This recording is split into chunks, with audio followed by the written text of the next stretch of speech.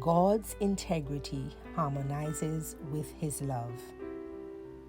This means that it is not the children of the flesh who are the children of God, but the children of the promise are counted as offspring.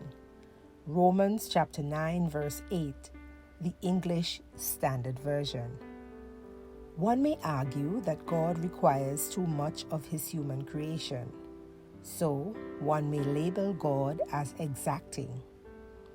As bearers of the image and likeness of God, is there any wonder why God requires more than biology, genealogy, or ethnicity to be in relationship with Him? God's integrity is on the line, so God requires holders of His promise to do what is good and what the Lord requires of them, to do justice, to love kindness, and to walk humbly with their God, according to Micah chapter 6 verse 8. Thus, limiting the standards of God to biology, genealogy, or ethnicity will subject God's standards of righteousness and justice to the parameters of human culture. In culture, human beings have a tendency to be sentimental, partial, and indecisive towards others. While culture is good, God's integrity cannot be constrained by culture. God is just. Thus, God sets the boundaries of His relationship with His human creation. God's integrity is displayed in His perfect righteousness and absolute justice. God's integrity harmonizes with His love, through which God deals with His human creation in grace. God's grace is the manifestation of His love and integrity and the resolute policy of His justice. God's integrity guarantees that the God of love and grace is neither emotional or partisan, nor uncertain towards anyone.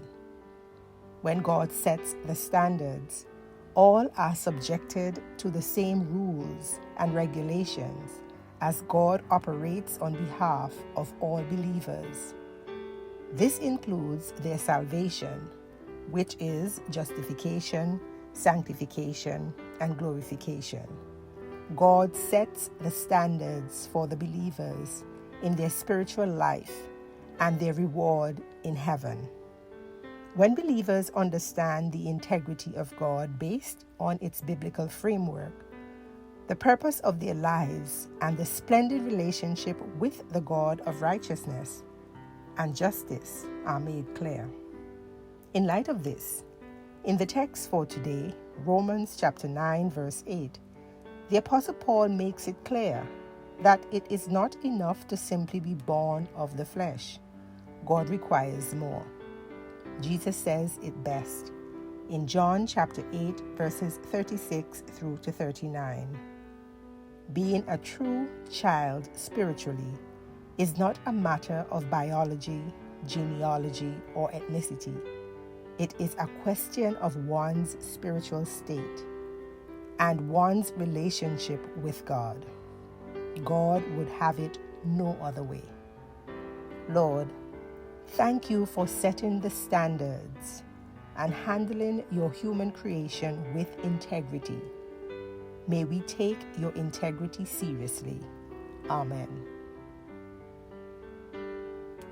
You have been listening to Morning Manna with Reverend Bonnie EBW Smith, Superintendent of the Moravian Church Antigua Conference and Minister of Christian Education.